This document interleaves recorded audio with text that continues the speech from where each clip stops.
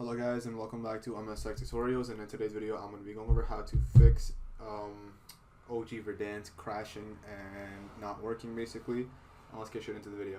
So the first thing that you guys can do is make your way over to the search bar and go ahead and type in Steam. If you have Warzone installed through Steam, go ahead and right click on Call of Duty and hit Properties, and then go over to Installed Files, and then go ahead and select Verify this game's files are installed correctly, and hit Verify Integrity of Game Files.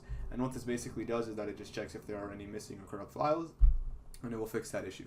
You can go ahead and X out, and then you can go and start up Call of Duty, and you can check to see if that fixes the issue. That is the first method.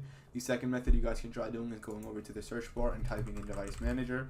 From the Device Manager, make your way over to Display Adapters, and then right click on your GPU and hit Update Driver, and then go ahead and select Search Automatically for Drivers. This basically updates your drivers. Another way to do this is by going over to the GeForce Experience app directly if you're on NVIDIA, and then whatever the AMD equivalent app is. And once that's done loading, you can go ahead and just check to see if you have any updates. And if you do, go ahead and update them by going over to drivers and then check for updates. If you have an update, go ahead and install it. If you're not, just say check and you guys are good to go. And once you're done with all of this, I recommend restarting your PC as well, and you guys are good to go. So that is it for the video. Thank you guys for watching. Make sure to give the video a thumbs up, subscribe to the channel, and have a great day.